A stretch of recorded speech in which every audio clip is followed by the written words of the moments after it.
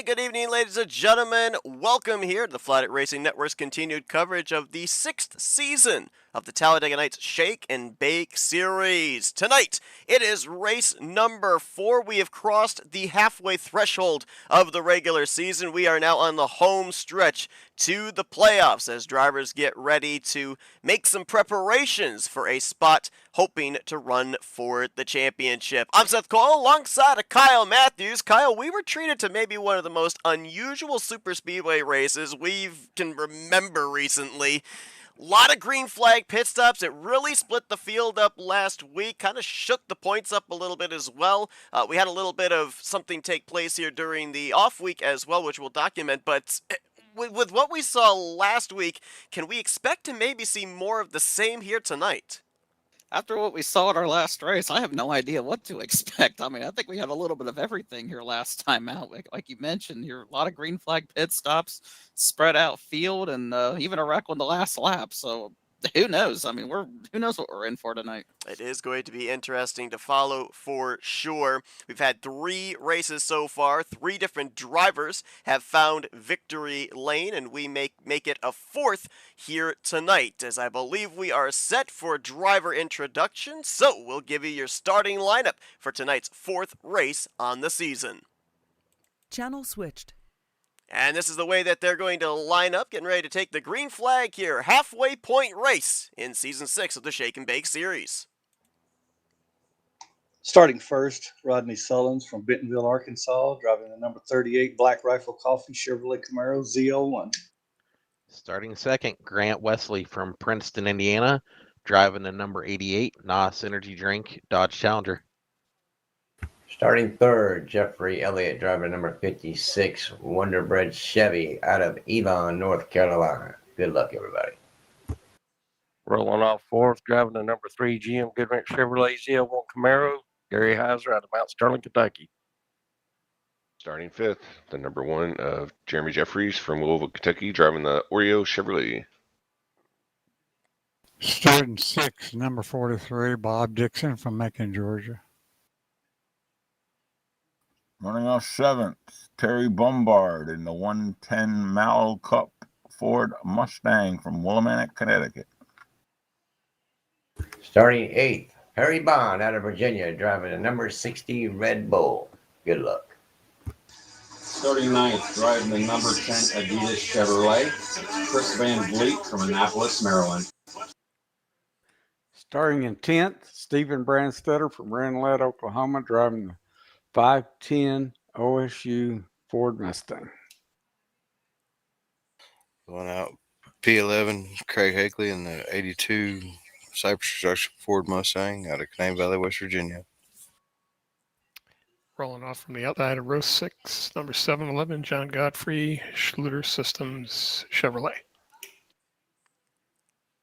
13th in the 41 Chevelle from Big Stone Gap, Virginia. And 14th, the 024 Svengoolie Chevy, Dennis McCarthy, Long Island, New York. Starting 15th out of Freeland, Michigan, the number 27 Bob Stubby Pumpkin Sire out of Freeland, Michigan, driving the U.S. Army Throwback Cadillac. Starting 16th from Orrington, Maine, driving the 66 Yankee Chevrolet, K.D. Huntsberry. Starting 17th, Steve Wright, driving number 61 Mountain Dew Ride. Good luck, everybody. Starting 18th, Brian Rawson, Heath, Texas, number 6 Valvoline Chevy Camaro. Good luck, guys.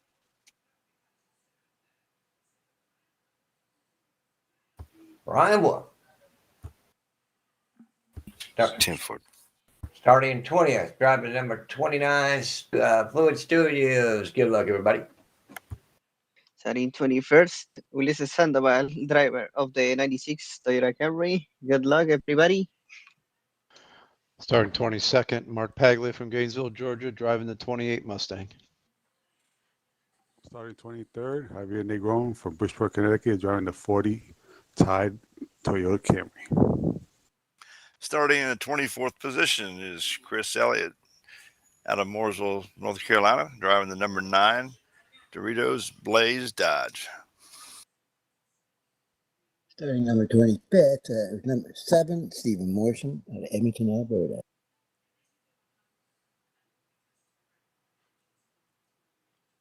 And there's your field to take the green flag here tonight. Halfway point, home stretch of the regular season. The playoffs looming in just a little under a month's time. Best of luck to everybody here tonight. Look forward to seeing who picks up the 4th checkered flag here of Season 6.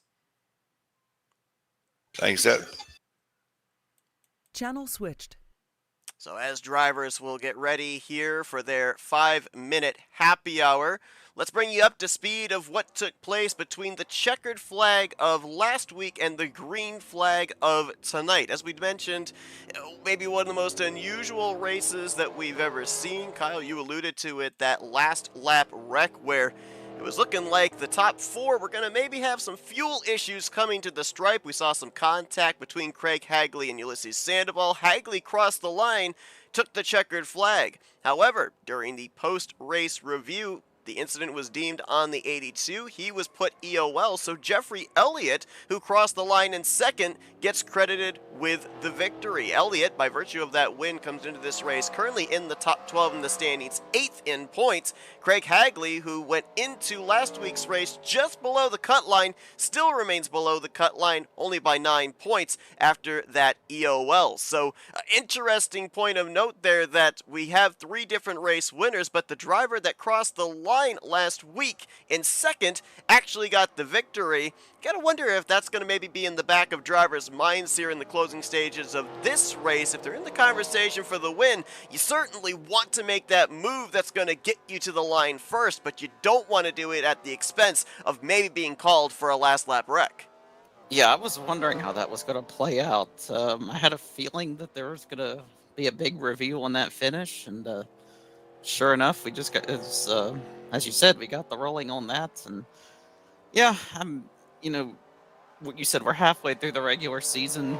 There are going to be people that are kind of desperate at this point to try to, make their way up there to be in contention for the playoffs. So that is something they're definitely going to have to keep in mind. I mean, yeah, make an aggressive move on the last lap, but, just try not to wreck the person in front of you.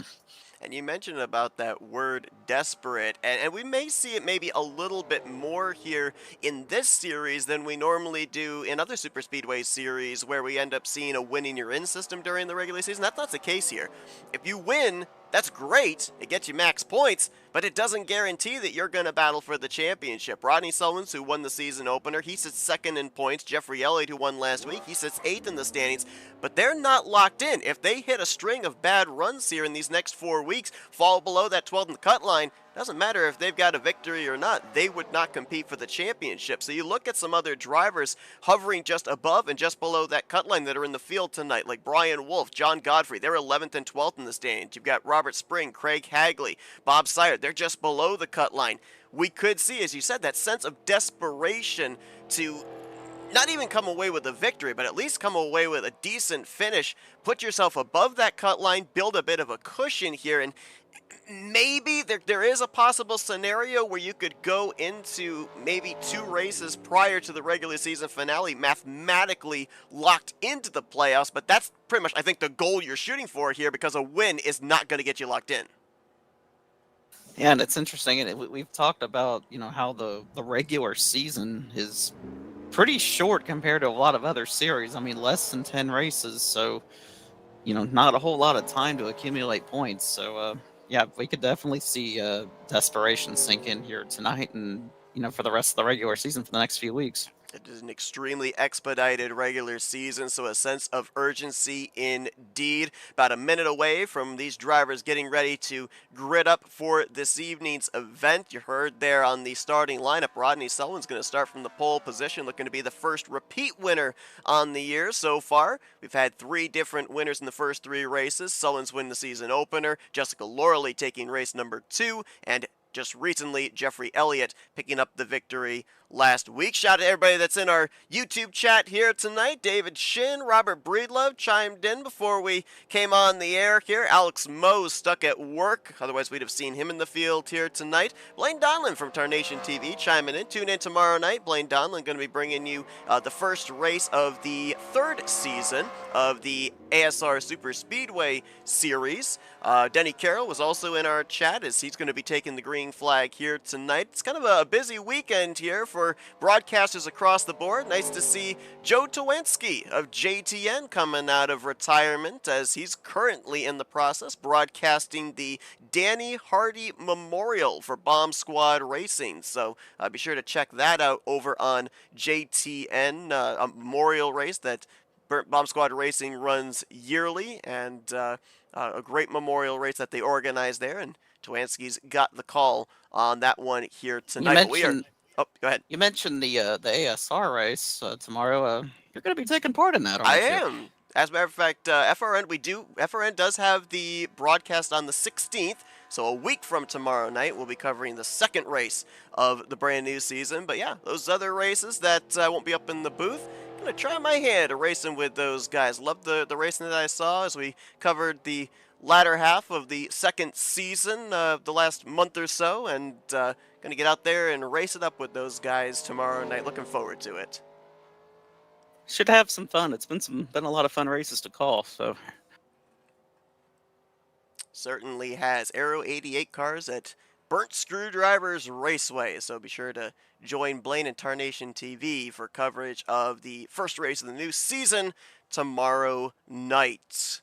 Happy hour has concluded. You saw a number of drivers taking the opportunity to come down pit road, test the limits there. We saw pit road maybe more of a player into the outcome of last week's race than anything that happened up on the racing surface above that yellow line, maybe outside of that big wreck in the first 3 laps. We'll see if that's going to be the case here tonight. Certainly seemed with as many drivers as we had testing pit road there during that 5 minutes, like they are maybe of the mindset that we may have a little sense of deja vu from a week ago. yeah, I don't think anybody expected to have that many green flag pit stops last week, but you never know with this kind of racing, so you got to be prepared for anything. See them drivers gritting up here, getting ready to go racing. I believe by last count, 25 drivers going to take the green flag in this one. Chevrolet on the front row and Rodney Sullins, a Dodge Challenger to his outside with Grant Wesley. Grant coming into this race 6th in the point standings. Last week's winner Jeffrey Elliott goes from the Superman Toyota to the Wonderbread Chevrolet tonight as he'll share that second row with Gary Heiser, and Jeremy Jeffries is going to complete the top 5 as there's the command to fire him up. We'll give you an idea of what the top 12 in the standings look like coming into this evening. Again, 12 drivers will battle for the championship once the checkered flag waves at the conclusion of race 7. Denny Carroll right now holds the points lead, 31 points in hand over Rodney Sullins. Dennis McCarthy sits in 3rd. He is 40 points out. Katie Huntsbury currently in 4th place. He's 50 points back. Ulysses Sandoval 51 points back. He is 5th in the standings as they are scored. Grant Wesley currently in 6th. Chris Elliott in 7th. Jeffrey Elliott now 8th. Garland Oaks is 9th. Ken Roberts 10th. Then Brian Wolf and John Godfrey 11th and 12th are the 12 drivers right now in the standings, highlighted in green. If the regular season had come to a close last week, they'd be battling for a championship, but we've still got 4 races of 66 laps each, including tonight, before we officially determine who those 12 drivers will be.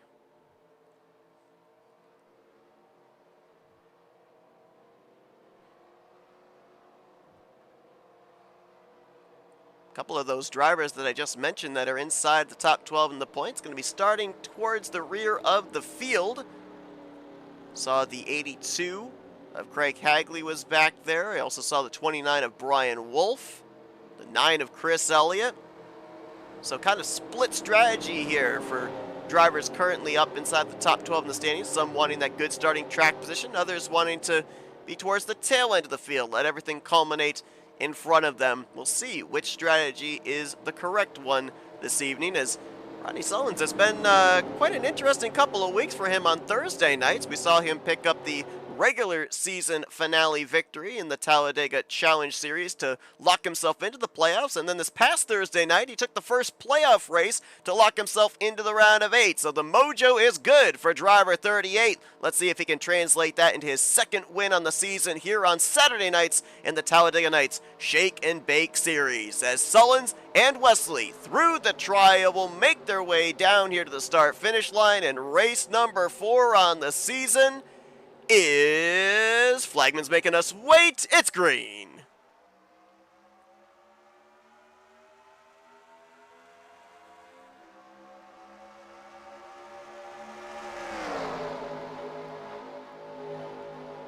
Looks like Sullins is going to have the advantage on the inside there. The 3 car wasn't quite lined up with the 88, and that really hurt the outside line, but now the 56 jumps to the outside. Rodney sees that move by Jeffrey Elliott, that Ricky Bobby Wonderbread scheme. Goes up to cover, and now both will move back down to the inside line. Chevy bow ties lined up 1, 2, 3, adding Jeremy Jeffries to their ranks. I noticed there were 2 Wonderbread cars in the field. Hopefully that doesn't get too confusing. I believe that second Wonderbread car, if I am not mistaken, is the number... I thought it was the number 61, but I believe it's actually the number 7 of Stephen Morrison.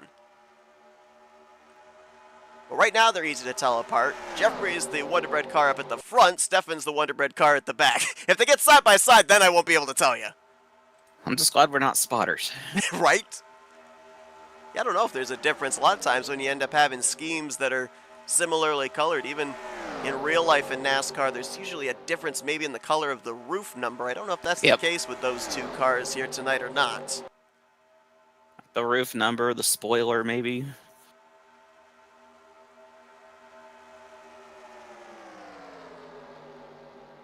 Jeffrey Elliott tried jumping up to that outside line, seeing if they could build some momentum. He's paid a couple of spots for it.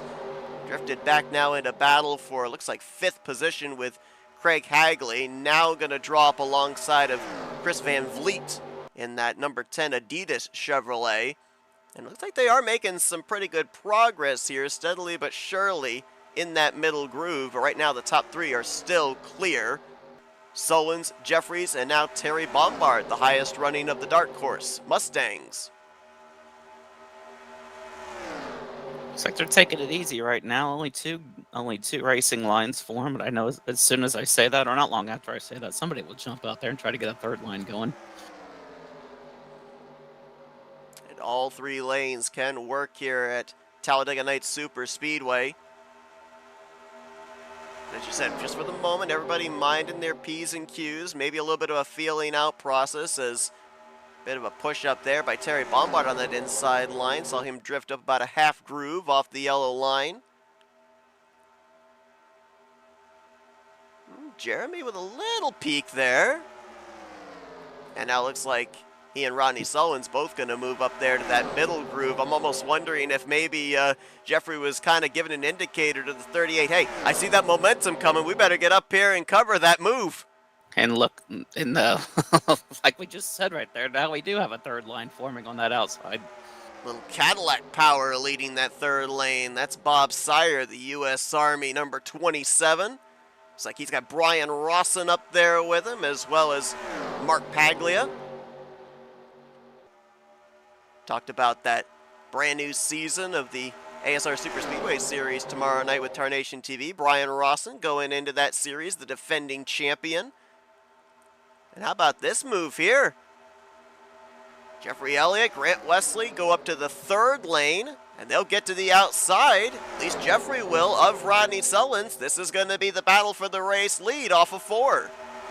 I think what's hurting that inside line right there looks like the 10 of Terry Bombard. It's like the handling just isn't quite there right now. I've noticed him push up a little bit, open up the door a little bit on the inside there.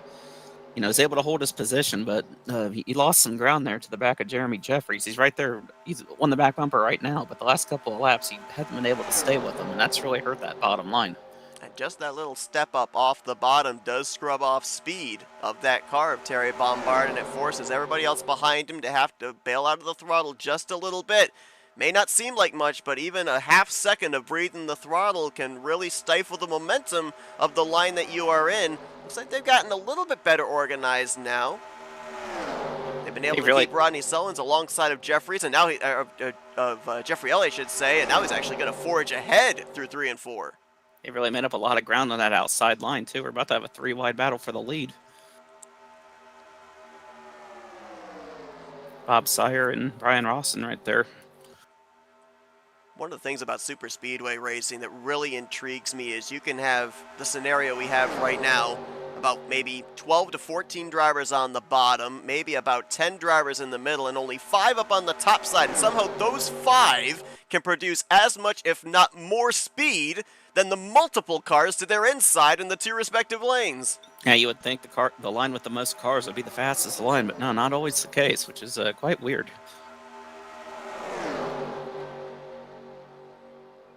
Things getting a little broken up there in the second half of the pack, and that affected that third line just for a moment.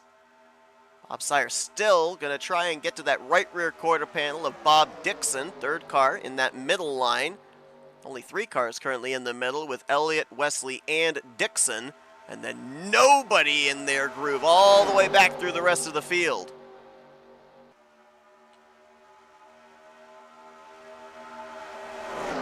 Craig Hagley! I think he thought he was clear to move up. He was not, and now he's going to get put in the sucker hole. Finds his way back down to the bottom, and now Bob Dixon pays the price. Ooh, did Wesley get the wall right there? I don't know if he didn't. He got extremely close to it. He's trying to go up and cover that third lane. There may have been a little bumper grab maybe, and I think he may have kissed that outside wall on the back straightaway.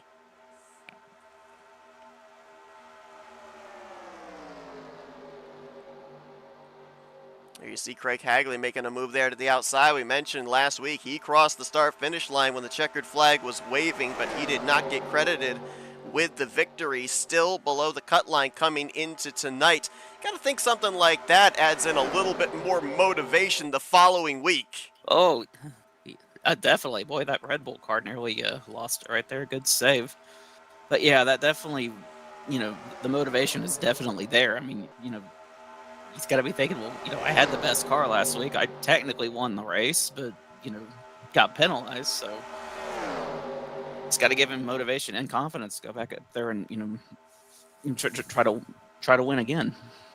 Nearly a little trade in paint right there between a couple of Mustangs. Stephen Brandstetter, that gray and orange 510 on the bottom. Craig Hagley in the 82. They were side by side and almost door-in-door for the 6th position coming out of turn 4. That'll bring Denny Carroll now to the inside, points leader coming into tonight.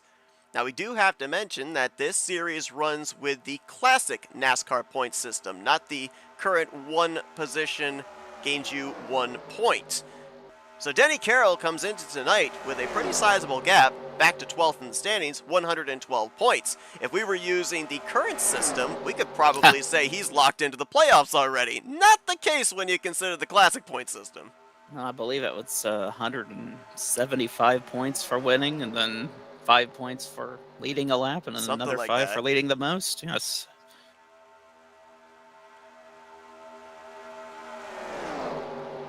Up towards the front, it's been relatively calm for the top 3, 4, 5. Back to Gary Heiser. They've been side by side for 6th position on back.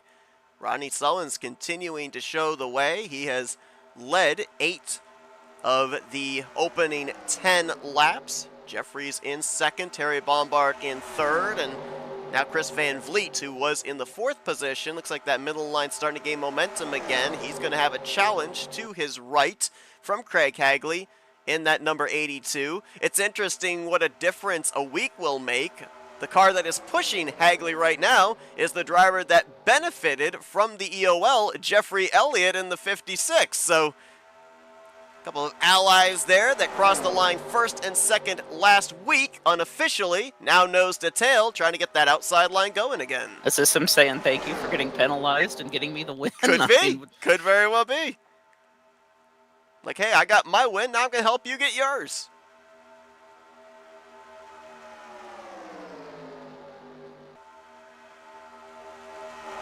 The other driver that was involved in there is not far behind them either, the 96 of Ulysses Sandoval. Talk about some motivation after last week. I believe he's probably feeling the same thing.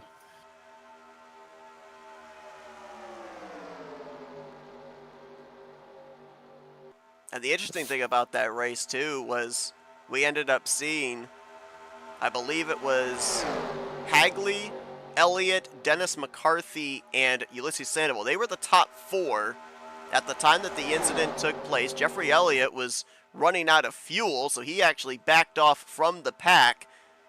And the 82, the 96, and the 024 were all caught up in that incident over in 3 and 4. That group had built so big of a gap back to the rest of the field that even those 3 drivers involved in the wreck still managed to cross the start-finish line all inside of the top 4. That's just how crazy it was last week with everybody trying to conserve fuel and some pit road penalties. It was just, like I said, a little bit of everything in one race. Speaking of fuel, I've been trying to hold off talking about this because it seems like whenever I mention about potential pit stops looming, I don't know, I seem to invoke some kind of bad mojo and we end up having a yellow flag. But we are starting to close into that window where drivers are going to have to start thinking about making that dive onto pit lane. 13 and a half laps completed. We know that these drivers can go about 18 to 20 laps on fuel, maybe more so on the 18 side for Rodney Sullins, who has led the greater portion of this run. We're only about 4 or 5 laps away from that moment. And I'm sure that's in the back of everybody's head right now. Probably trying to get in position where they can enter pit road as cleanly as possible.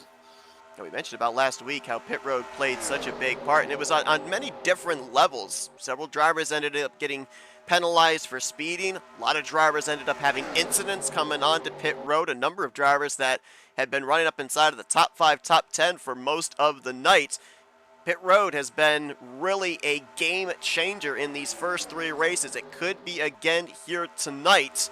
And we'll have to see if the execution on pit road is going to be on par for all of these drivers, because it's certainly going to be a deciding factor on whether you're going to be A, up inside of the lead pack at the end of the night, and B, in the conversation for the race victory. Yeah, you can definitely win and lose a race on pit road, and we've seen that happen numerous times. 3 wide there. Craig Hagley now stuck in the sucker hole going to the back. Jeffrey Elliott moved up to that 3rd lane with Grant Wesley. Hagley's going to find himself a place in line in front of Chris Elliott, so we'll now settle back to double wide here. That is going to stall out that outside line. They had gotten up alongside of 4th position. Now Jeffrey Elliott, who's leading that 2nd groove, they're now side by side for I believe that's the 8th position with Denny Carroll.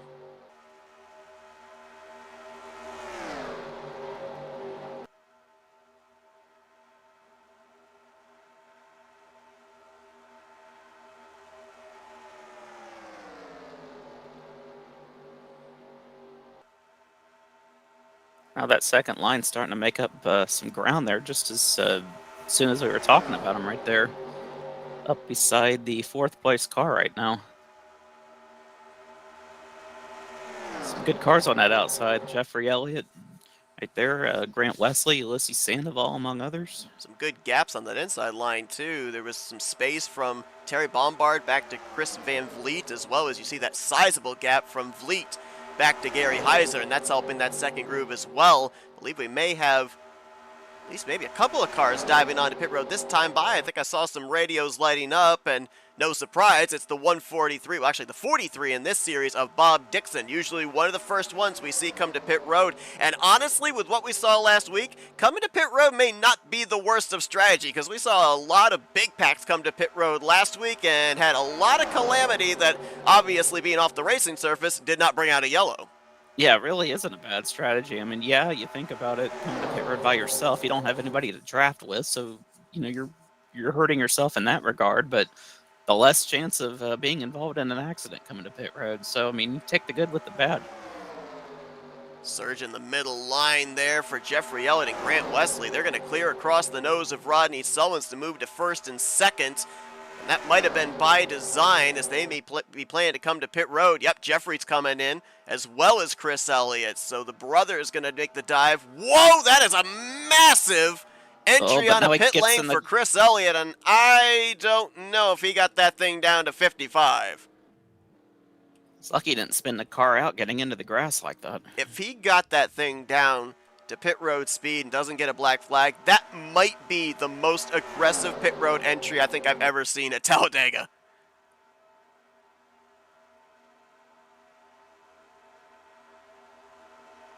As long as you don't let off the brake before you hit 55, you usually are good to go in that type of hot pitting. But as you mentioned, him kind of getting off into the grass, he might have had to lift out of the throttle to save the race car. We'll have to wait and see, as here come a bunch of drivers onto pit road here.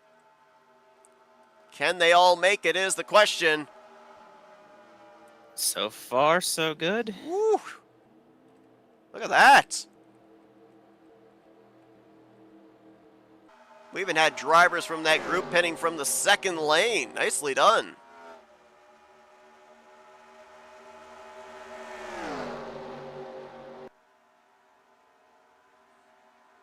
So now looks like we've got roughly about 9 drivers here that are going to go the extra lap, including a couple of Team Wrecking Ball Toyota Camrys. Sandoval in the 96, Javier Negron in the 40.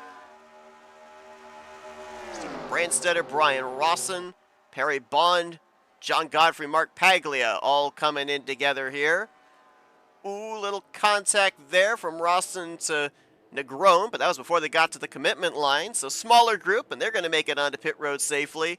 Now comes the question, as you also have Steve Wright and Katie Huntsbury on pit road. Now comes the question, did everybody mind the pit road speed limits?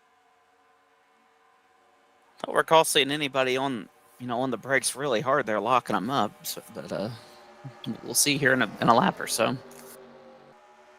This potentially is where the race lead will cycle around to. A quartet of drivers here. 2 Chevrolets, 1 Dodge, 1 Ford. Wesley, Jeffries, Sullins, and Bombard. Then you got a group behind them of about, looks like 7, as Gary Heiser and Jeffrey Elliott trying to stay in touch. Craig Hagley leading this group with Chris Van Vliet, Denny Carroll, Dennis McCarthy, and Bob Sire. Got a couple of drivers now coming off of pit road of that last group.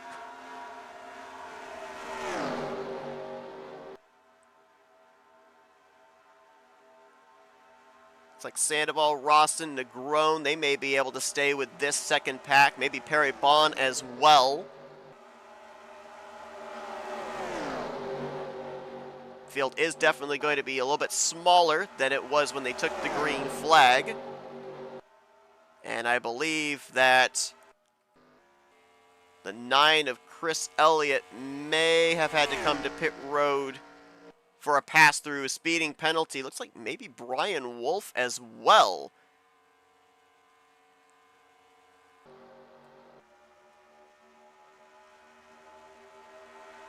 And we will be seeing the 28 of Mark Paglia have to make his way onto pit road momentarily, as he was also caught speeding. He's at the very tail end of this pack right here. That red and black number 28, just ahead of John Godfrey. Now this second pack right here isn't terribly far from that lead pack. If these guys can, stop running side by side, get single file, they might be able to run down that top, top 4? Top 5? Yeah, top 4. We'll keep an eye on the lap times here and see if they gain or lose any ground here. Craig Hagley, the lead driver of this pack, in the 5th position. That time by ran a 48.521. Drivers up in this lead pack, they were running in the high 48.3s. So they are producing more speed than this pack. However, this group has now gotten themselves single filed out. Right here is where they're going to gain. If they can keep this straight line of cars on the straightaways is where they're going to gain a ton of time. But you see right there, Chris Van Vliet Little up and down on the banking. That's where they're going to lose a little bit of time, is through the corners, trying to keep those bumpers lined up. You see Paglia atop of your screen coming to pit road to serve the black flag. He tried to stay out a couple of laps here, hoping a yellow would save him. Did not get the caution he was seeking.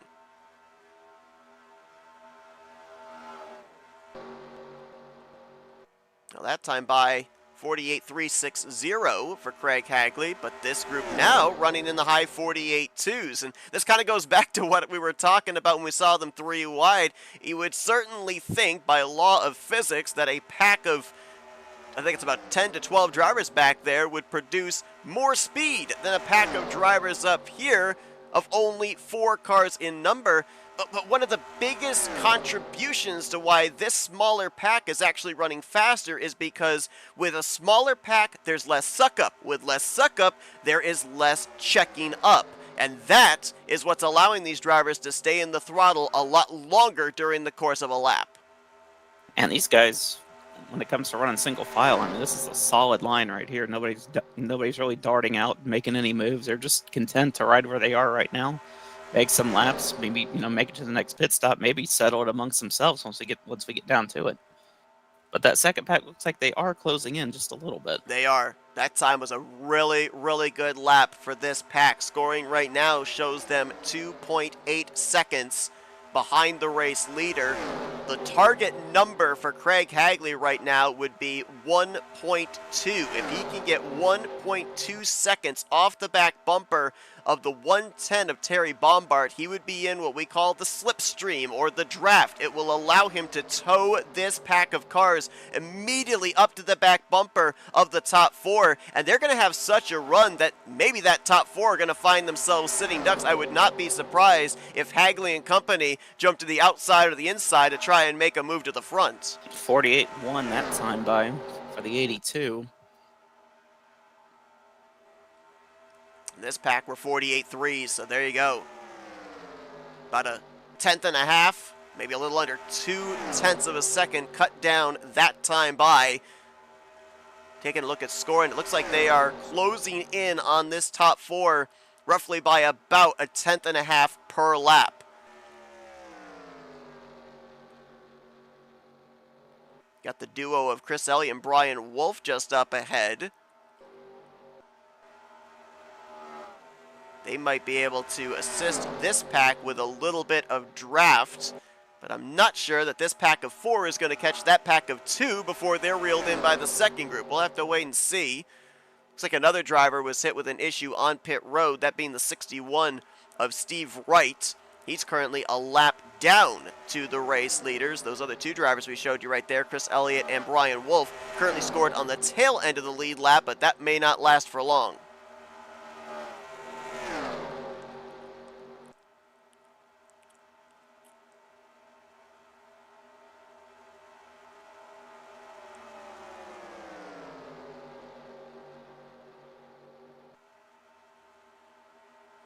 Rodney Sullins led the opening 15 laps of this race.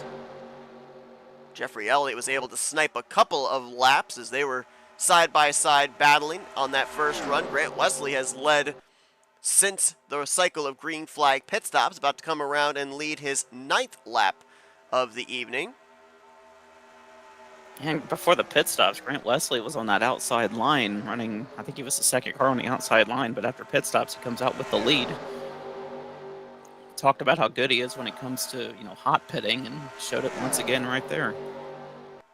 Saw Chris Elliott and Brian Wolf go a lap down here to the leaders. They're going to try and stay latched on to this group, and that might be a favorable scenario for that second pack as well, because the 9 and the 29 might potentially be the link to the chain that they need to be able to get that slipstream, get that draft, and get up here to this top 4.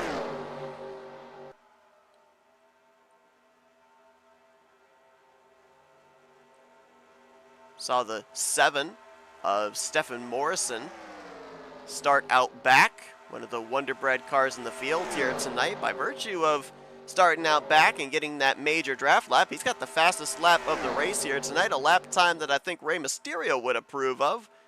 It's a 47.925. That equates to 199.619 miles per hour. Buika, buika.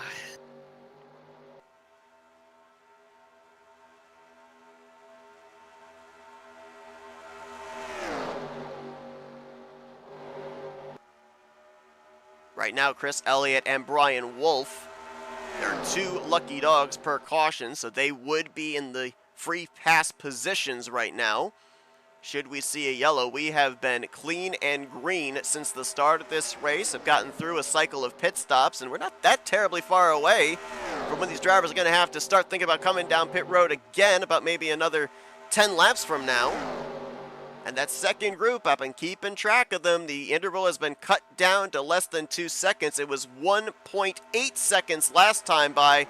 I would not be surprised to see it maybe around 1.5 seconds this time, as I believe Craig Hagley has caught the draft of the 29 of Brian Wolf. 47.676 right there, his fastest lap of the race. That is a draft lap. They have caught the toe. Oh yeah, and that first that lead pack is only still in the 48-second bracket. So yeah, they're definitely running them down, as you can see. And it's not going to be long until we have about 15 cars in this pack, maybe 20. I believe if we connect up these 2 packs together, 16 drivers on the lead lap will be in this pack. Dennis McCarthy actually just jumped to the top of the board for fastest lap, and I would not be surprised if Craig Hagley on this lap ends up having the fastest lap of the race, because he was at 203 miles per hour by the time they got into turn 3. Oh yeah, he just blew the lap time out of the water. It was a 47.6 McCarthy had. How about a 47.413 for Craig Hagley? 201.7 miles per hour. Oh yeah. That is one of the most disciplined things for drivers to do in this scenario. Just stay in line, run single file, try to run down that pack in front of you. But man, when you do it and it pays off, it's got to feel good. Now we can go racing. It's one of the most frustrating things to do, but once the job is yeah. done, man, there is such a sense of relief.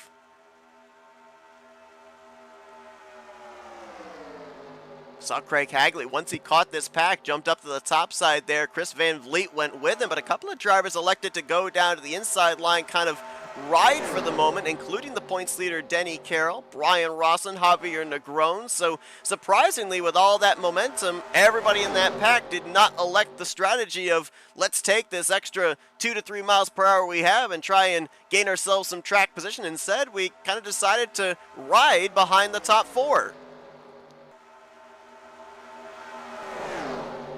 Just gave the 29 car quite a bump. I wasn't right there. sure if the camera caught that, but yeah, I noticed that as well. I was afraid I was going to lead to a chain reaction crash there, but thankfully it didn't. They keep everything going, so.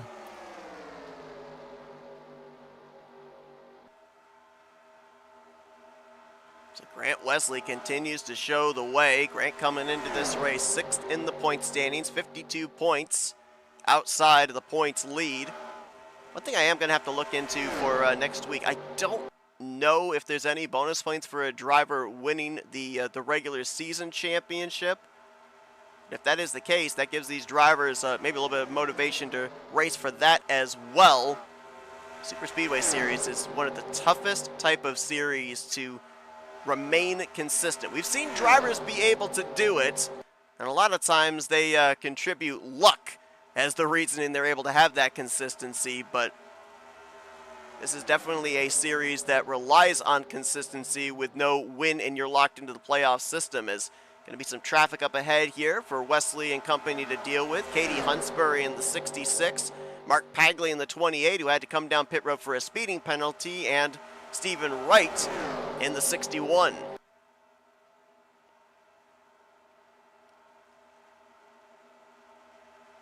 Looks like they're going to make their way past those 3 quite easily. They're going to... Lap car is going to stick to the outside.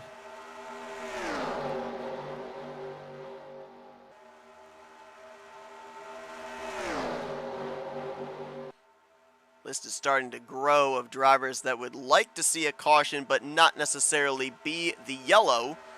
Just saw that trio of drivers fall a lap down and 2 laps down in the case of the 61.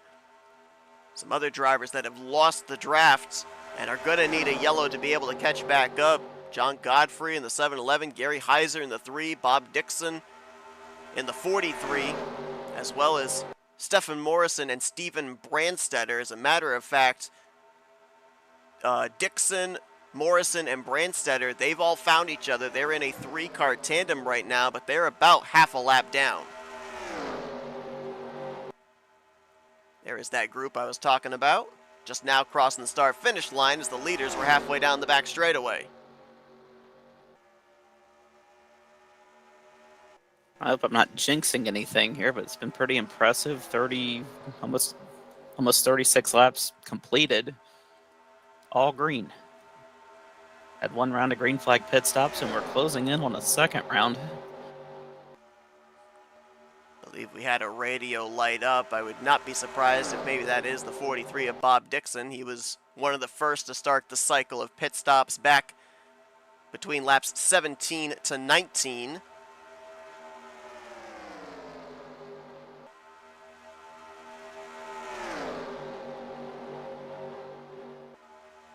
Probably see Grant Wesley on pit road within the next lap or two. Not much in drivers trying to form a second line there. I think they're all pretty content to hug the yellow line, have that easier access to pit lane here. One thing I'm curious, how many cars in this lead pack are we going to see come down pit road at one time?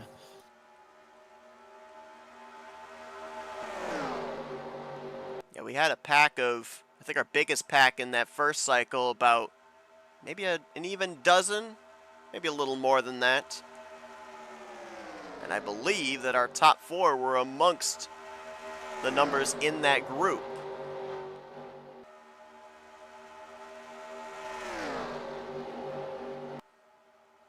All right, here we go. Oh, Brian Russell's going to get spun. I believe that was Javier Negron that got him. Hits the inside Jeffrey wall. Elliott clips the grass. He spins. Everyone was able to avoid the 6, but Elliott maybe in reaction, as you said, we saw him go around. That was the 40 of Javier Negron, I believe, that bumped the 6 from behind. But again, all deemed off the racing surface, so we will not see a yellow flag for that incident. The 40's way back here. I'm almost wondering if he was trying to come to pit road as well. And then we saw the contact made. Craig Hagley now inherits the lead, but we're probably going to see him and everybody else come down pit road this time. It's like Sandoval stays out. Oh, no, Paglia! Gets spun by the 60 of Perry Bond. That might bring out a caution. Now there's no oncoming traffic. Got to go all the way to the back straightaway to find John Godfrey. We are still green. Don't know if he's stuck in the grass or what there, but he was stuck, and it looks like he actually may have retired the car. Godfrey in. Something we have to remember is that incidents that we see here come into pit lane. Yes, they don't bring out a yellow, but that doesn't mean that the drivers that cause it are worry-free. They are going to have to come down and serve a pass-through, so I would not be surprised if we see the 40 of Javier Negron and more than likely the 60 of Perry Bond have to come down pit road a second time for a pass-through. As that was kind of interesting right there, as these 4 were all getting themselves together, almost like they kind of orchestrated putting the 38 back out in front. yeah, I don't know if that was orchestrated or if Rodney Sollins was the pole sitter, so he's got that first pit stall. Maybe that came into play. That's a real good point. Matter of fact, I believe all 4 of these drivers started up inside of the top 6. Oh, no! Both Sollins and Jeremy Jeffries coming back down pit road. Yep, and I just checked. They both did get black flags for speeding, so maybe that's why they put them out in front. So that way they wouldn't have to worry about somebody in front of them when they had to make the dive back down pit lane. There's Sandoval, who pitted all by his lonesome. He's going to get his doors blown off by the race leaders.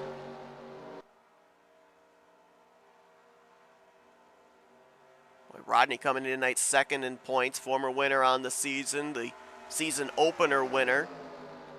31 points behind the points leader, who right now is being scored in the third position. That would be Denny Carroll in the 41. He's the fourth car in line right here, but the 29 of Brian Wolf is a lap down. And then Jeremy Jeffries making his second start on the season. 32nd in points by virtue of making only one start so far in the first 3 races, and was looking like he was in line to, if not bring it home with a victory, have a solid top 5 run. But black flag penalties for both of those drivers. They'll remain on the tail end of the lead lap, but the list, this feels like Thursday night, the list is continually starting to increase in drivers that would love to see a caution flag come out.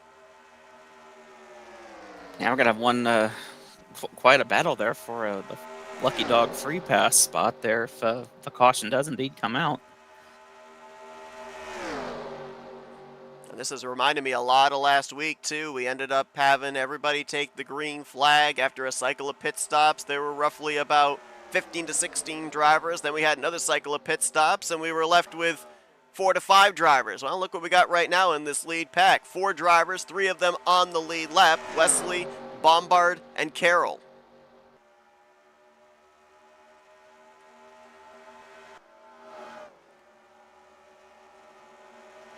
Chris Elliott, Ulysses Sandoval, and can't tell who that is behind them. Steven Brandstetter. And you have this other group here led by the 82. I believe these 3 drivers here are on the lead lap, 5th, 6th, 7th. Hagley, Vliet, and Bond. Sandoval ahead of them is on the lead lap. These other 2, Elliott and Brandstetter, they are lap cars. And this is not nearly the sizable pack that we saw back after the first pit stop cycle was completed that were able to reel in the leaders. This is going to be tough for Taz! Oh, there's the caution! Hagley into the air. Van Vliet involved as well. Perry Bond just spun down to the inside also. And yellow flag is going to wave for the first time tonight. Ooh, Perry was in the middle of the track right there. Fortunately, he gets down, but 44 laps before we see the first yellow, and it is a major impact for Craig Hagley. Yeah, I was just about to say, if those 6 cars could get lined up, they might be able to run down that second pack, but, well, they just found another way to catch that pack, not the way they were wanting, though. That is a ton of damage on the left side and the rear of Craig Hagley's blue oval, as we'll take another look at it here through the tri-oval. Not sure if this might have been maybe a late bump from the 10. Yeah, looks like maybe he was pushing on that right rear. It turns him down into the right rear quarter panel of Sandoval. Sends him up into the wall, and that car caught air pretty quick. I think either an onboard or maybe the helicopter view will definitely give us the confirmation there, but yeah, he was just all over the bumper, and right there you see the car get light.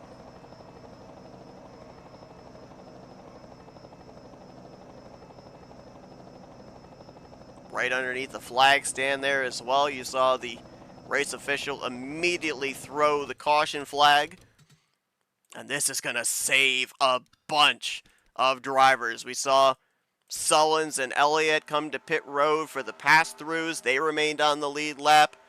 John Godfrey, Dennis McCarthy, Bob Dixon, Stephen Morrison, Gary Heiser, and I believe Brian Wolf and Steve Brandstetter. I believe they were the 2 drivers. First cars 1 lap down. They're going to get the free pass. So this gives new life to everybody. And another interesting thing is the timing of this yellow. Caution came out at the completion of lap 43 onto 44, putting us around 23 laps to go. We've got drivers now coming to pit road here on lap 45. This is right on the mark of maybe being able to make it the rest of the way, but it is a huge question mark. well, that's what we thought last week, and they managed to save enough fuel, and looks like Grant Wesley's going to win the race off pit road, just barely over Ulysses right there. Ulysses made a great save under that during that wreck right there. He was almost turned into the wall and made a nice save there to save himself from being in that wreck. So he'll be second for the restart. Denny Carroll coming out in third. Terry Bombard fourth, and looks like Rodney Sullins is going to come out in the fifth position. Boy, we talk about that #1 pit stall all the time. Drivers love the opportunity to qualify because that #1 pit stall is key to have that massive launch to the commitment line exiting pit road. And Rodney, I think, may have picked up roughly about 10 spots right there just with that first pit stall alone. Yeah, it goes from having to make a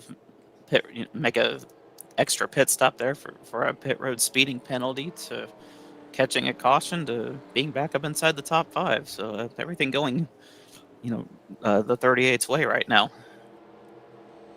Current race leader is the 27 of Bob Sire. Looks like he stayed out for a lap-led bonus point. We'll probably see him come to pit road this time by Gary Heiser. In the 3 also stayed out, but to ensure that they can make it on fuel, we'll probably see them pit this second time by. Again, it looks like, according to scoring, Brian Wolf and Steve Brandstetter, they're going to be the lucky dogs. They're going to be coming to pit road this time by. Was interested to see if maybe some others would take the wave around, like Chris Elliott or Katie Huntsbury, but looks like that's not the case. They're coming down pit road here as well. They're going to rely on maybe a future caution getting them the lucky dog rather than taking the wave around and finding themselves short on fuel, which honestly, with that long over 40 lap green flag run, may actually be the best call. Oh yeah. It's been a tough night for the Fords so far. Mark Paglia, the only car out of the race, going to get scored 24th here tonight. And you just saw Craig Hagley's wounded machine leaving pit road as he was involved in that incident just across the start-finish line, bringing us under our first caution so far here this evening. You see the lights on the pace car are still on. I would be really surprised if none of these leaders come back down to top off, seeing how close that they could possibly be on fuel if this thing goes green the rest of the way. It's a question of how much they can save during these pacing laps, I think. If they could find enough fuel saved under caution period to be able to make it the rest of the way, I think they might go with that gamble rather than give up the track position to come down pit road and top off. If you're in the second half of the field, I think you're definitely going to see a number of drivers coming down pit road getting that added insurance.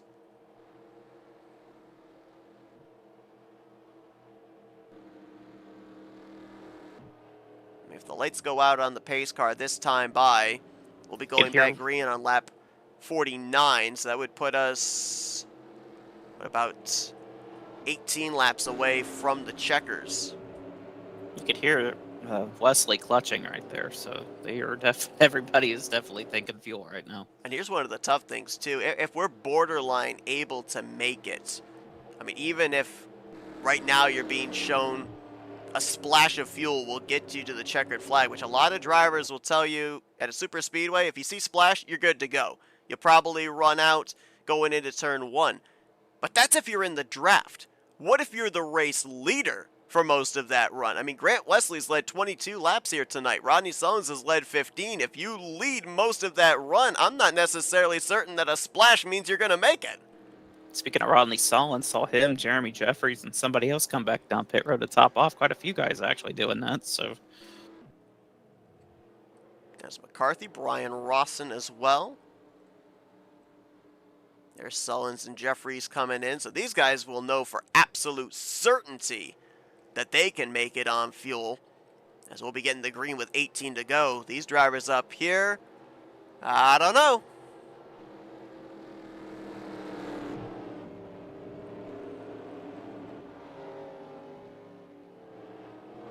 Grant Wesley's going to restart the leader. Ulysses Sandoval will line up to his outside. Denny Carroll will restart in third. Fourth place, Terry Bombard. Javier Negron will be fifth. John Godfrey, that caution saved him. He'll be restarting in sixth. Jeffrey Elliott will be seventh. Eighth for Perry Bone. There'll be Bob Dixon and Stephen Morrison going to be the top 10 as we get ready to go back green. Looks like, based off of scoring, I thought that the 510 was going to be eligible for a lucky dog, but it looks like he is still a lap down. Curious to see how this restart's going to go. This could be one of those restarts where really nobody wants to jump out and lead this thing. Everyone's all about saving fuel right now. We're showing 18 drivers on the lead lap right now, back to Gary Heiser. Huntsbury, Wolf, Chris Elliott, Brandstetter, and Steve Wright all being shown at least one lap down. We may end up seeing the laps get added back to the lucky dogs here once we go back green. We'll keep you posted on that. My scoring when the caution came out was showing that Brian Wolf and Steve Brandstetter were the first two drivers one lap down, but they're still being scored off the lead lap. So we'll see if they get the free passes here once we go back green rather than going around and getting their laps back, as here we go. 18 laps to decide it out. We ran 43 green flag laps to kick this thing off. Grant Wesley, Ulysses Sandoval, both have shown that they're very good at saving fuel. Let's see if they're able to pull off another masterclass of fuel saving here in this final run to the checkers.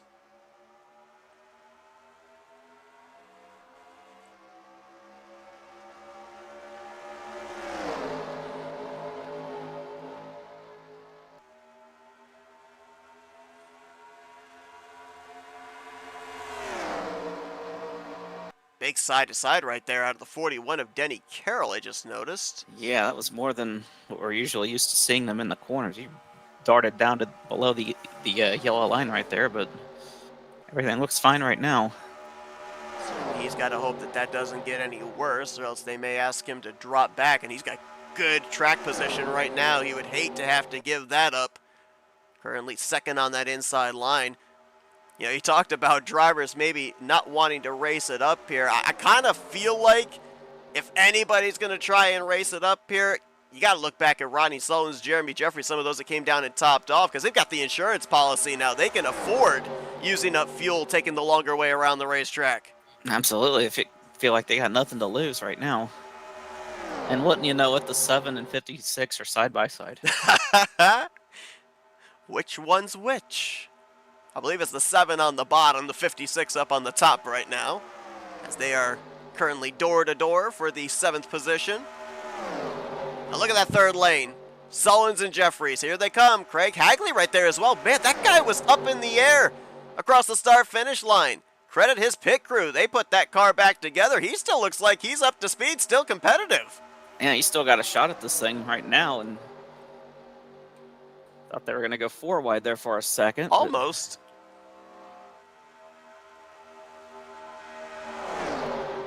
John Godfrey way up there on that outside line, that Schluter Systems Chevrolet. Got a car coming off of pit road. Ooh, look 61. out. That's a 61. And they're 3 wide behind him. Ooh, this is going to be tight.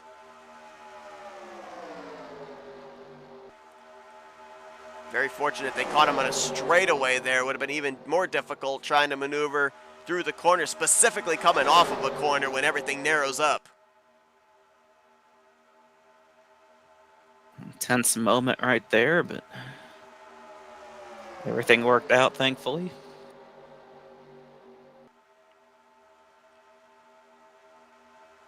Sandoval been sniping a couple of laps led here these past couple of circuits. That was his 5th lap led on the evening. Now Grant Wesley having to make some decisions, still committed to the bottom, but that second lane's got some good momentum on the straightaways, and that third line is coming in a hurry. Look at the push that Jeffrey Elliott has given to John Godfrey down the back straightaway, and that's going all the way back to that 5th, 6th car in line, the chain bumping, the chain pushing. Javier Negron had a look to the inside of Denny Carroll there for the Carroll, the second car on that inside line right behind race leader Grant Wesley. Big move there from last week's winner, Jeffrey Elliott, from the top to the middle. Gets in front of Ulysses Sandoval and puts the Wonder Bread cars side by side once again, this time for the 4th position. Sandoval probably doesn't mind that he has a car in front of him right there. He can save some fuel now instead of running up front for the lead.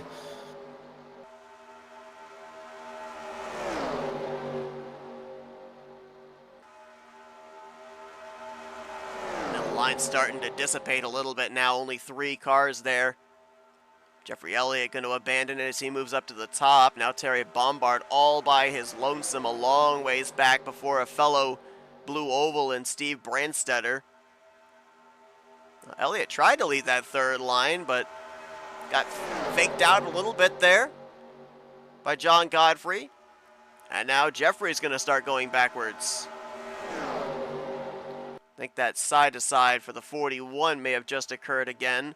Fortunately for him right now, he's single file behind Wesley in front of Negron, so it's not as much of an issue as it would be if he was side-by-side with another lane.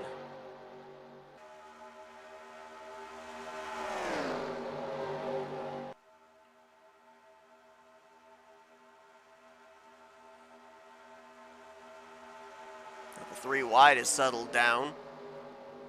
And that caution, I'll tell you what, it saved a lot of drivers, and they're making the most of it. Look at some of these guys we've got up here now inside and just outside of the top 5. That's 7 of Stephen Morrison. He was out back for most of that first run. He was in danger of going a lap down if that caution hadn't come out. Bob Dixon, who we saw come to pit road by himself, he was on the tail end of the lead lap a long ways back. And that orange 711 of John Godfrey, same situation. Now all 3 of those drivers last time by were scored up inside of the top 8. That's brought some new players into the equation, that is for sure. Got the timely caution that they need, and now they have a shot at winning this thing. How about the Tide Ride? A couple of Camrys, nose to tail. Teammate Ulysses Sandoval pushing Javier Negron to the race lead. First lap led tonight for Javier. Always love a good Tide paint scheme. Even if it's on a Toyota? Even if it's on a Toyota. I don't Okay. think I don't think I've ever seen a bad looking Tide car. Because I remember there was a scheme that was on a manufacturer, and you're like, that just doesn't work. Oh, I think it was the Mopar car on a Toyota. Mopar, which is Dodge, and they put that on a Toyota. Yeah, that was car. I mean, the scheme looked good, but you know, manufacturers some did not just mix. wasn't right. Yeah. John Godfrey now going to move down there behind Negron and Sandoval. That will put Rodney Sullins as the lead car in that outside line with Jeremy Jeffries.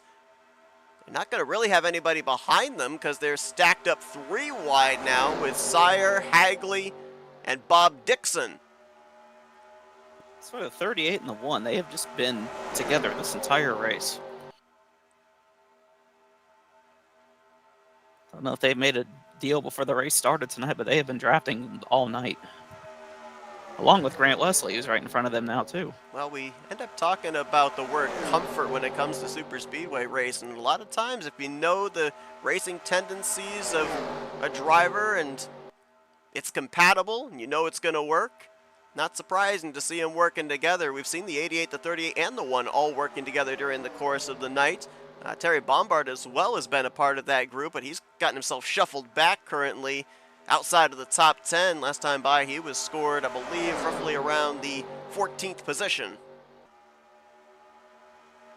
And a lot of these guys race in multiple leagues with each other, so they know each other very well, like you said, and, you know, just a lot of comfort right there. That was Grant Wesley. He moved up there to lead this middle line. He got shuffled back. We were kind of having him as one of the question mark drivers on whether he could make it on fuel. With him now jumping up to lead this lane, can we assume that in the draft he was able to save maybe the little bit he was lacking and feels he's good to go the rest of the way now? That's all. It sure looks like it, but I mean, he did lead a good part of this race after the restart right there. So, and he's doesn't really have anybody in front of him to draft off right now. But we'll see how this plays out. But he's got. I would think that he's feeling fairly comfortable in field right now.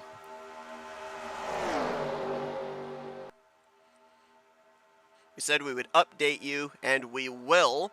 It does look like Steven Brandstetter and Brian Wolf, they were credited as the first two drivers one lap down in the lucky dog positions. Their laps got added back after we went green. So you see the 29 on that inside line there, right behind Bob Dixon. He is on the lead lap. And trying to see. Oh, Grant, I think just got turned right in front of the field. Oh my goodness.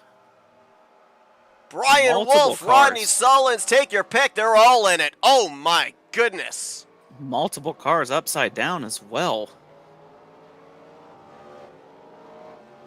Massive, massive pile up here with less than 10 to go.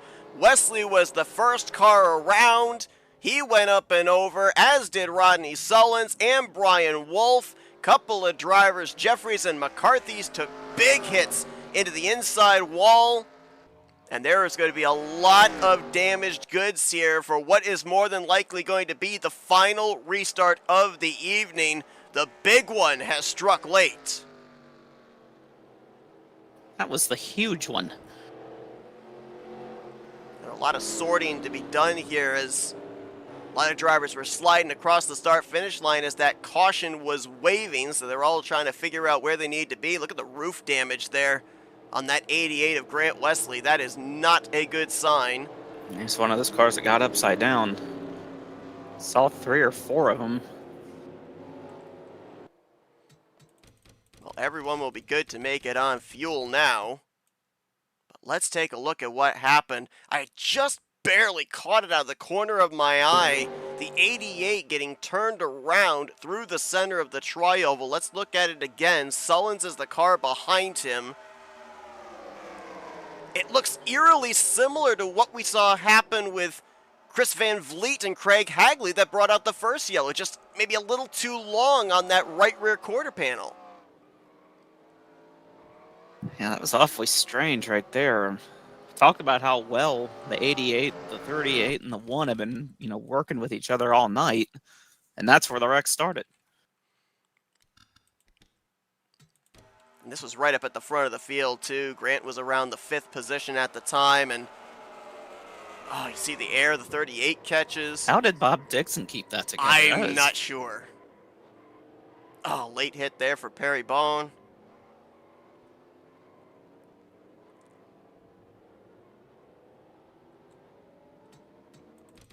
Another of the drivers that went up and over was the 29 of Brian Wolf, who we were just documenting had gotten back on the lead lap after the last yellow. He's involved in this one right in the middle of it.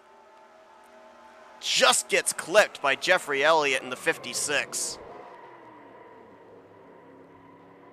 About collected the pace car. Yeah, I was going to say, that pace car is a brave, brave soul.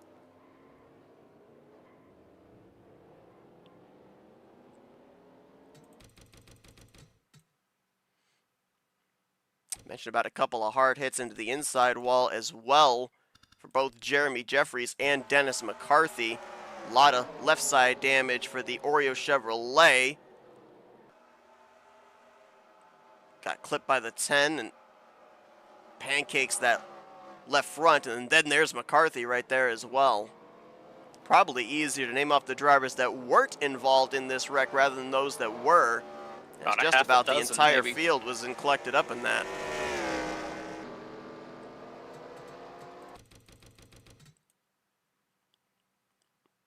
Let's see if there was anybody that might have been able to sneak through that we can get an onboard with. What about Craig Hagley? I don't remember seeing him involved in the wreck. Maybe he was. Let's see.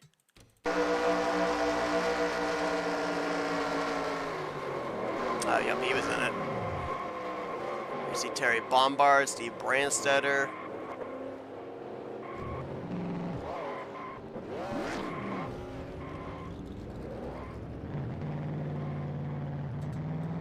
You mentioned about Bob Dixon. Let's see what kind of a shot he'll give us here.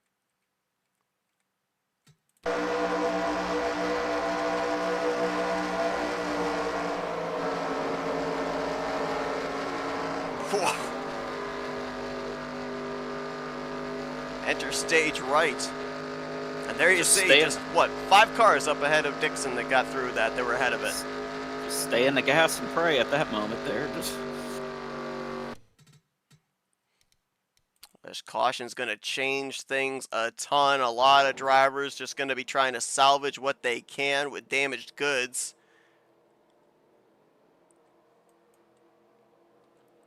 Well, I mentioned that last caution brought some new players into this thing, and then the most recent caution took a lot of them out too. So they're still up there in the lead pack, but how many of them are up to speed is the real question.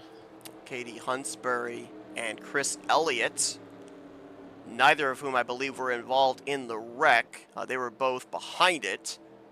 They're going to get the lucky dog, so they'll get back on the lead lap. We'll have 22 of our original 24 drivers on the lead lap. Steve Wright 3 laps down. Mark Pagley, the only driver out of the race. And this restart is going to be with less than 5 to go. This next time by when we cross the stripe will be at 4 laps to go. I assume the lights will go out, so we're looking at a 3-lap shootout to end out the night. It's going to be an interesting restart. You have 2 teammates on the front row. Wonder how they're going to play this one out. Yeah, you got to wonder, maybe the Joey Logano coined phrase, the okie dokie, maybe going to be in play here. Or, a lot of times you'll see teammates realizing it's the end of the race, only one driver can win, so control both lanes. May not necessarily see the 40 jump in front of the 96 or vice versa. They may end up staying in their respective lines, see if they can control the narrative behind them to ensure one of those drivers gets to the checkered flag first. Try to win the race, but try to secure a 1-2 finish too. But of course, everybody behind them is going to have to cooperate, and I highly doubt that's going to happen. No.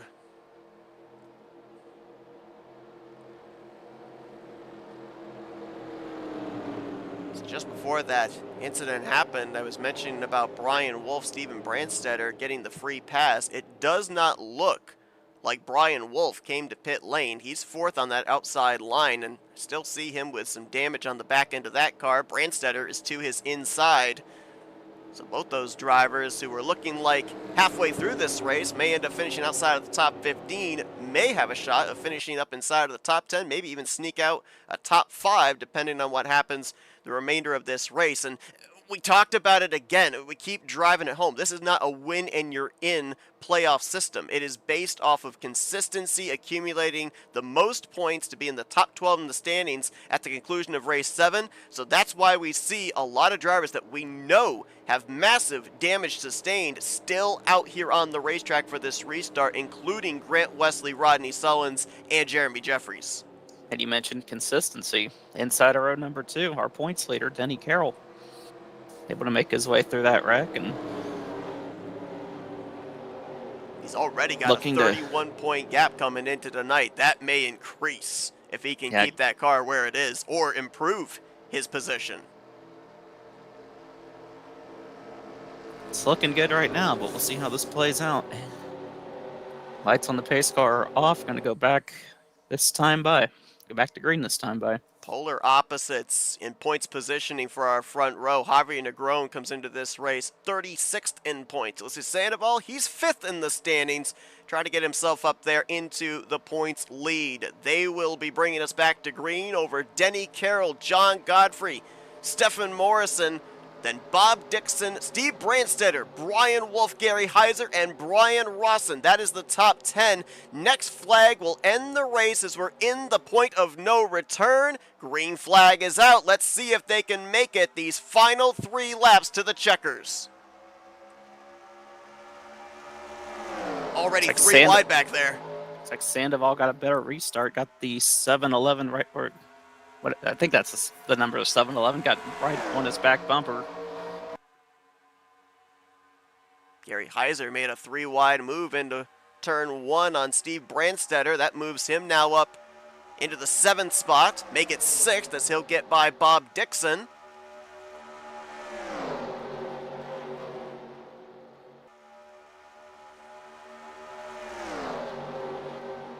Jeffrey Elliott trying a 3rd lane there. Craig Hagley, Terry Bombard trying to help out. There's not a lot of cars in that middle line, so they may have something here as we come around to 2 to go.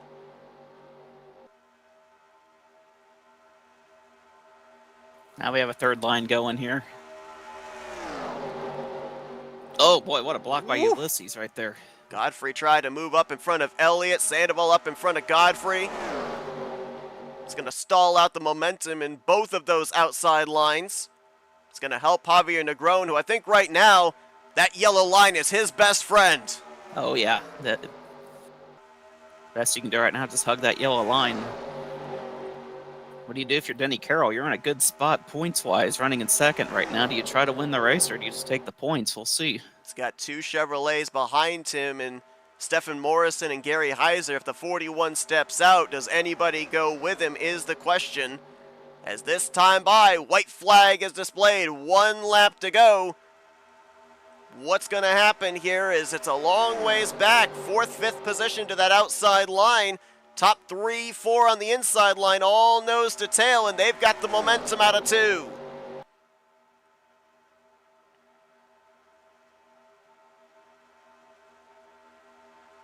Sandoval trying to make up some room, make up some ground on that outside. I don't know if he has time or not. He's the only one that's first one that's not single file. Now the 7, thinking about jumping up there, doesn't have the room. Now he does. Woo! Here comes Denny Carroll up on the outside. Sandoval's going to get spun around. Carroll's going to have a Chevrolet to push him through the tri-oval. What a move by Denny Carroll. He's going to pick up the victory here tonight. The points lead will extend, and he'll become the 4th different winner on the season. To quote Larry McReynolds, he timed it perfect. Yes, he did.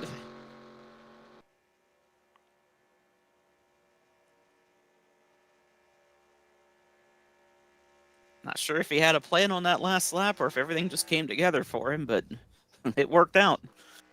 They wrecked behind him. It was 2 cars against 1.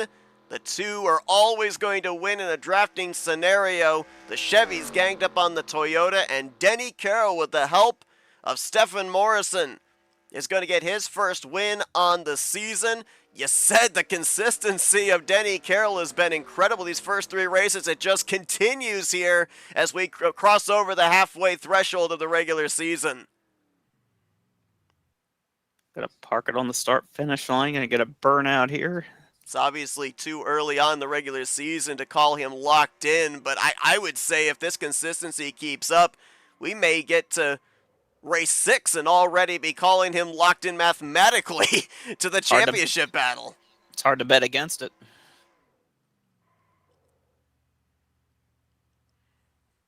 Let's go back and take a look at that final run to the checkers as mayhem happened behind him. Some really well-timed moves by both Denny Carroll and Stephen Morrison to get to that outside line. And once the drafting help from 4th place on back was gone, that was all she wrote. Javier Negron hugging the inside line, the only thing that he could do. But right here, as soon as Sandoval, Heiser on back are gone, you got no drafting help. There's no forward momentum. Helpless feeling right there. A couple 100 yards away from the start-finish line, thinking you're going to win, but nothing you can do there to get teamed up on like that. And let's show this a freeze frame here as well, because visibly there it looked like Javier not only lost the lead, but may have also lost 2nd place. No, 1/1000th of a second. Javier Negron going to get the 2nd position over the 7 of Morrison.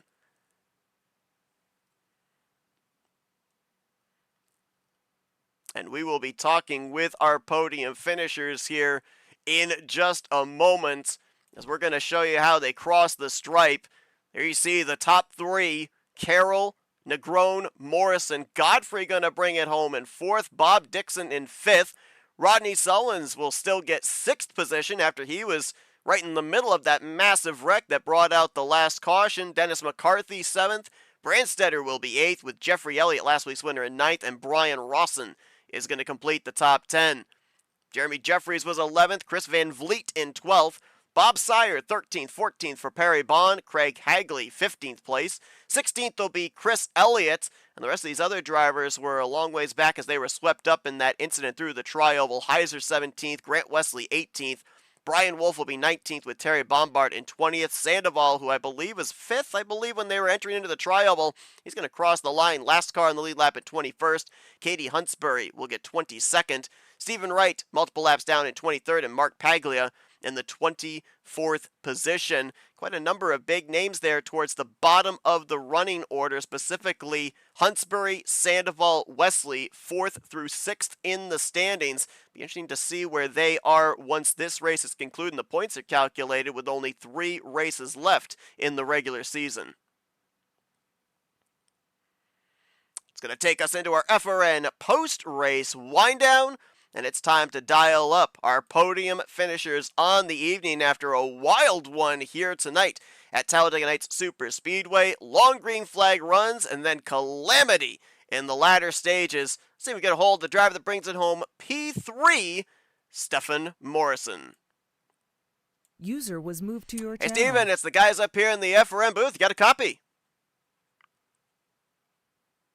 Hello.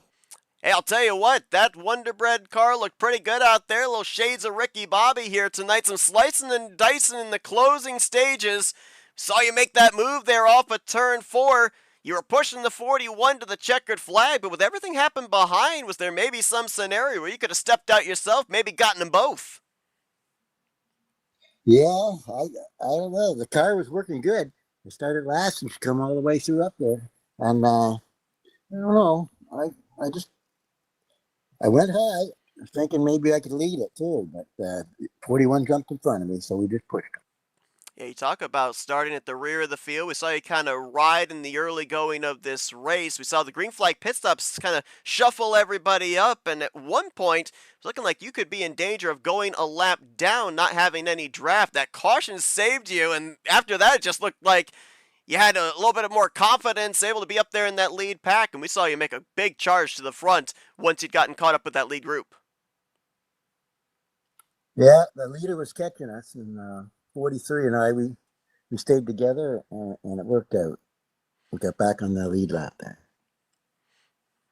You know, the beginning of the season has kind of been a tough one for you, but a great run for you here tonight, and still 3 races left to go until we put that playoff grid together. What can a finish like tonight do in terms of not only confidence, but momentum here down the home stretch of the regular season? Yeah, I've been working on the car. I've been having a lot of problems, a lot of damage, and the wheels, the steering wheel falling off the table, and all kinds of things are happening, but maybe our luck's about to change and we can get a little bit farther ahead in the point. Well, a great run for you here tonight, Steven. Congratulations on a job well done. Solid podium this evening for that Wonder Bread Chevrolet. And before we let you go, we'll give you the opportunity for some thank you sponsors and shout-outs. All right. Well, thank you all. Appreciate the chance to race here, and Wonder Bread sponsor. Yeah. So thank you very much, and that'll be it. That's Stephen Morrison. He brings it home solidly. 3rd place here tonight in the midway season race at Talladega Nights Super Speedway. Congratulations once again, and hopefully this is a sign of consistent finishes going forward. Maybe talking to you as a playoff contender in about a month's time. Well, let's hope so. Stephen Morrison, User was 3rd moved out of place your here this channel. evening. He was 1/1000th of a second, merely a splitter shy of snagging 2nd place. That goes to the driver we're about to dial up right now, driver of that number 40 Tide ride, Javier Negron. User was moved to your Hey, Javier, channel. it's the guys up here in the FRN booth. Got a copy? Yes, I do, Seth. Man, I'll tell you what, a lot of pressure on you, the race leader on what was looking like going to be the final restart of the night. Seemed like you were pretty committed to that inside line, but was it just when everything happened behind, losing all that drafting help, that there's just nothing you could do there through the tri-oval? Yeah, I was discussing it with Ulysses, and he just told me to stay down low. When I saw that he lost me, I was just keeping my rear view mirror, just looking at Denny and see what he's doing. And towards the last lap, when the yellow came out, I tried to go back up, but I knew if I did, I was probably going to get into an accident. So I took my chances, just stay low instead of getting wrecked in there in the front. We ended up seeing that massive wreck take place that led us to that final restart. You were one of, I think, 5 drivers that were ahead of the incident when it occurred. We were definitely seeing the anticipation, the intensity picking up with the double wide and 3 wide. I mean, when you kind of look back in your rearview mirror, see that big wreck and realize that you weren't involved in it and going to have a car still capable of fighting on that final restart, what does that do as far as formulating a game plan on how aggressive you're going to be once the green flag flies again?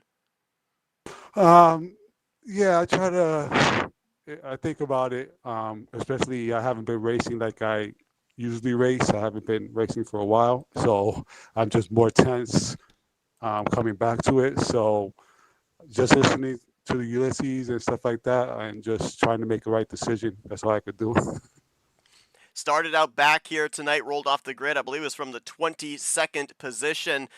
Kind of almost a similar path to who we were just talking with moments ago. Third place finisher Stephen Morrison ended up starting kind of riding at the back. Ended up having a bit of difficulty with staying up with that lead group after the second cycle of pit stops. The caution kind of saved you. How difficult is it as a driver when things like that happen to just kind of keep the faith up, maybe hope that a caution is going to keep you back in the conversation, then find yourself at the end of the night up there in the hunt for the win? Yeah, it's especially tough when you're starting. I made the decision to start in the back since I haven't raced in a minute. And it's more difficult because if you start in the back, then there's only about 26 cars. So the chances of having like multiple yellow flags to get you back in the race is slim compared to if you got a full field. So when that first accident I had with, I think it was Brian Rawson, I thought he was staying out and I hit him from the back and that took me away from the draft. I thought my day was done and then luckily I got a yellow and got caught, got back into the race. Well, Javier, a great run for you here tonight. We mentioned you have a limited number of starts this season, 36th in points. This is certainly going to skyrocket you in the standings as the points are still quite close here in the early portion of the season. And if we see you racing the remainder of this regular season, maybe a sign of some good momentum to come as you try and maybe make a playoff push. Before we let you go, floor is yours for thank you sponsors and shout-outs. I'd like to thank my wife for letting me race when I get a chance to. Team Wrecking Ball, been there from the beginning, helping me out, and to y'all guys for doing a great job on the race. Well, Javier Negron, second place here this evening. Congratulations on a great run here tonight. Great battle there at the end, and best of luck going forward the remainder of this regular season. All right, thank you guys. And let's see if we can now go down to victory lane. Our 4th different winner on the season came in tonight the points leader and now calls himself a race winner in season 6. Let's dial up Denny Carroll. User was moved to your channel. Hey Denny, it's the guys up here in the FRM booth. You got a copy? Howdy, howdy. Man, I'll tell you what, it's super difficult to remain consistent in a super speedway series, and then on top of that, be able to find yourself in victory lane. You've been able to do both here, just 4 races in. You came in tonight the points leader. The consistency was there from the beginning. Now you get the cherry on top with the victory. We were talking about the timing of that move off of turn 4. A lot of times we don't necessarily see it pay off, but you made the move at the right time. You had the help through the tri-oval. You're sitting in victory lane. This 41 car, it's on fire right now. Yeah, I was going to push to 40 to a win, but I seen all those cars moving around. I was thinking, well, if I don't move, they're just going to go by us. And so I waited till the 7 car got close as I could time it and jumped out in front of him so he didn't have time to go around me. Yeah, an incredible timing of that move to be able to pick up your first win on the season. Obviously, coming to tonight with the points lead, this victory is going to help you grow that gap as well. I'm not sure if there's necessarily ever been a scenario where a driver at a super speedway series was already locked into the playoffs before we got to the finale, but it seems to be trending that way. Is that maybe a goal you're kind of setting for yourself with 3 races to go? Because it kind of seems like it's a possibility. Well, I come into the race tonight hoping to just pad my lead a little bit. I was just looking for a good finish and to stay out of trouble because last week I got knocked around in the pits a little bit, which hurt me, but I made up for it tonight. Certainly did. Obviously, this consistency, as I mentioned in these first 4 races, with these final 3 races coming, and a great win here tonight, but it's not a win in your in system. So just how much more focused are you on the consistency and maybe, as you said, like the pit road incident that you had last week, you were able to overcome that here tonight. Are there some other things that you're kind of going to be looking at in these next 3 races to make certain that this consistency continues in the regular season?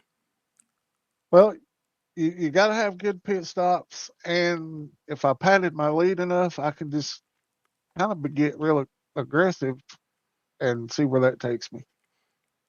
Well, Denny, congratulations on the victory here tonight. I believe you're the only Chevelle in the field here, but representing the bow ties nonetheless. Get to park that number 41 in victory lane here this evening and carry what should be a pretty sizable gap into next week, this home stretch of the regular season. Before we let you get back to your celebrating, the floor is yours for victory lane. Thank you, sponsors and shout-outs. Thanks, guys. You noticed my Chevelle, did you? I did. It's nice, ain't it? It is. Yeah, I can't wait to go back and watch it. Thanks, Seth, y'all for putting it on, and Jeff for bringing Shaking Bake back, and just thank everybody that races with us, and great group of guys, and appreciate all of y'all. Well, Denny Carroll, he brings it home with the victory here tonight. Takes race number 4 of season 6 of the Talladega Nights Shake and Bake Series. 3 races left to go as he looks to secure himself a spot in the playoffs. Best of luck down the remaining 3 races here, Denny, and enjoy the victory tonight. Thanks, Seth. Thank you, guys. User was moved out of your Denny channel. Carroll becomes the 4th different winner on the season, the 3rd driver in a Chevrolet to go to victory lane here in season 6. Jeffrey Elliott, the only non-Chevrolet driver in a Toyota last week. And man, I'll tell you, it's really going to be fun to watch Denny Carroll here in these final 3 weeks as well, to see if this consistency can keep up, because right now it just kind of seems like the 41, it's been mistake-free. Nothing seems to be able to rattle him. Yeah, I love how that happened, for him in the last lap. Like he told us, he was, he felt like he was going to push the 40, try to push the 40 guard to a win. And, he saw everybody, getting a run right behind him, and looks like he pulled out in front. It's more of a defensive move than anything, and it gets him a victory. So, I mean, couldn't have timed that one any better. And, the way he's running at the start of the season, that's consistent. Yeah, that 41's going to be fun to watch these next few weeks. It's one of the fun things about super speedway racing, because 66 laps here tonight, you could have a plan and follow that plan to a T for 65 3/4 laps, and then go completely off script in that final quarter lap, depending on what the circumstances are. It's one of the beautiful things about the unpredictability of super speedway racing. Yeah, and it could pay off in a big way, like it did for him, like it did for Denny Carroll tonight. Absolutely. So Denny definitely making a case for himself to be one of the 12 participants in the playoffs this season. It will be interesting to see what the cut line looks like heading into next week. Only 3 races left to go until we enter into the postseason here for the Shake and Bake Series. Congratulations to Denny Carroll on the victory here tonight, as he will be carrying the points lead into next week's race, which we will be bringing you coverage of next Saturday night, with the green flag scheduled to fly around 9 p.m. Eastern Standard Time. Looks like they've got about 35 laps still left in the Danny Hardy Memorial Race at the Texas Motor Speedway for Bomb Squad Racing, so head on over to Johto Network and see the conclusion of that one. Be sure to join Blaine Donlin and Tarnation TV tomorrow night, as they'll be bringing you coverage of the season opener, the 3rd season of the ASR Super Speedway Series, and again, be sure to join us next Saturday night. Next time we'll see you will actually be Wednesday night, as we are winding down the season in season 66 of the Rolling Thunder Gaming Aero 88 series. So be sure to join us Wednesday night, 9 p.m. Eastern Standard Time for our next broadcast here. For Kyle Matthews, I'm Seth Cole. Thanks for spending your Saturday evening with us, folks. As we'll see you guys next week, you've been watching another broadcast courtesy of FRN, the Flatout Racing Network. This broadcast is the copyrighted work of Flatout Racing Network and may not be rebroadcast, retranslated, or used in any form without the express written consent of Flatout Racing Network and iRacing.com Motorsports Simulations. Flatout Racing Network would like to thank you for your support, and we hope you enjoyed tonight's broadcast.